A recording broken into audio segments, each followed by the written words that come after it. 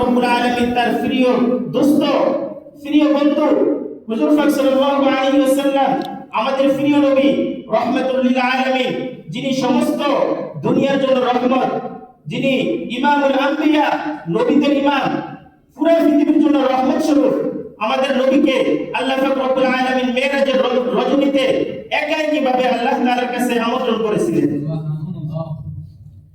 যখন হুজুর পাক সাল্লাল্লাহু আলাইহি ওয়াসাল্লাম আল্লাহ তাআলার আরশে আজিমে উঠবেন, তখন হুজুর পাক সাল্লাল্লাহু আলাইহি ওয়াসাল্লাম তার জুতা মুবারক যখন পা থেকে খুলতে চেয়েছিলেন, তখন আল্লাহ পাক রব্বুল আলামিন হুজুর পাক সাল্লাল্লাহু আলাইহি ওয়াসাল্লামকে বললেন, ও আমার দোস্ত, ও আমার বন্ধু, আপনি জুতা খুলিয়েন না, আপনার জুতার ধুলি দ্বারা আমার আরশ ধন্য হবে।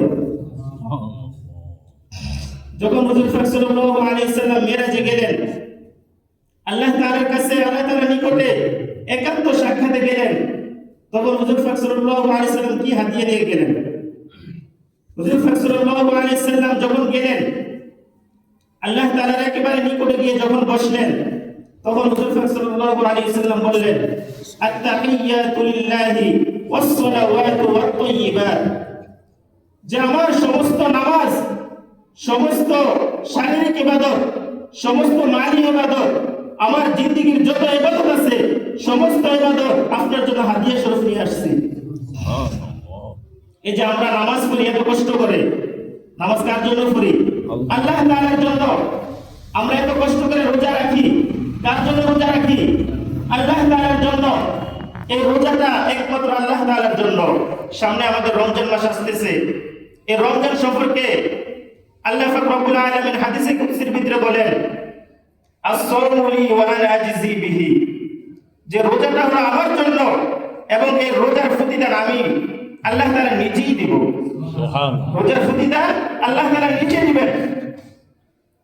যখন হুজুর পাক সাল্লাল্লাহু আলাইহি ওয়াসাল্লাম মিরাজে গেলেন, মিরাজে গিয়ে আল্লাহ তাআলার জন্য হাদিয়া নিয়ে গেলেন, আত-তাহিয়াতু লিল্লাহি ওয়াস-সালাওয়াতু ওয়াত-তাইয়্যিবাত।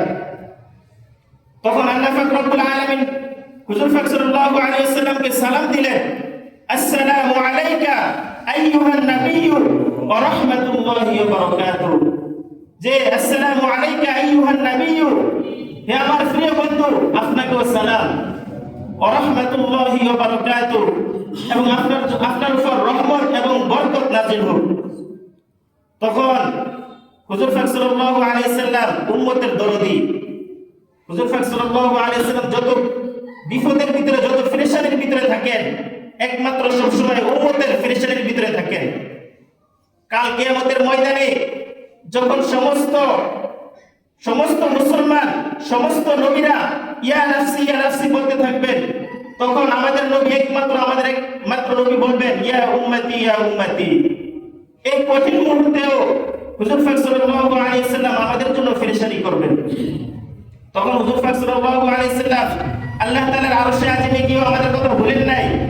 হুজুর পাক সাল্লাল্লাহু আলাইহি ওয়াসাল্লাম সেখানে গিয়ে বলছেন, আসসালামু আলাইনা ওয়া আলা ইবাদিল্লাহিস সালিহিন, যে এই দোয়ার ভিতরে আমি আমার উম্মতকে শামিল করে নিয়েছি, যারা নেক বান্দা তাদেরকেও আমি শামিল করে নিয়েছি।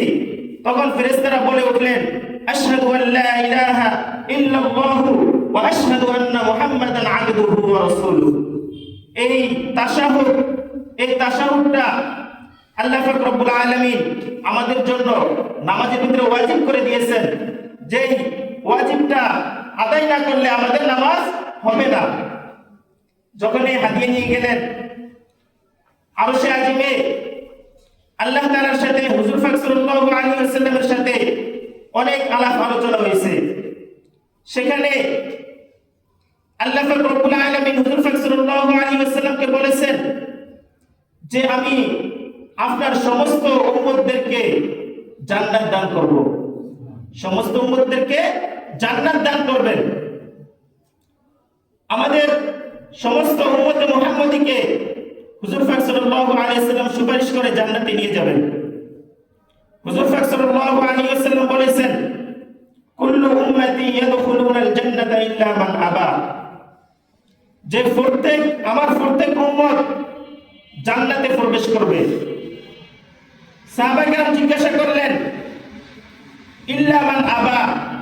আবা যে বলছেন, আবা কাহারা? হুজুর পাক সাহাবায়ে কেরাম জিজ্ঞাসা করলেন, কি লামান আবা, আপনি যে আবা বলছেন তারা কে? হুজুর পাক সাল্লাল্লাহু আলাইহি ওয়াসাল্লাম বলেছেন, মান আতাআনি দাখালাল জান্নাহ ওয়া মান আসানি ফাকাদ আবা। যে আমাকে স্বীকার করলো, যে আমার অনুগত করলো, যে আমার সুন্নত অনুযায়ী চললো, সে ব্যক্তি জান্নাতে যাবে। আর যে আমাকে অস্বীকার করলো, যে আমার সুন্নত অনুযায়ী চললো না, সে জান্নাতে যাবে না। এই জন্য আমাদের প্রত্যেকটা কাজে হুজুর পাক সাল্লাল্লাহু আলাইহি ওয়াসাল্লামের সুন্নতকে প্রাধান্য দিতে হবে।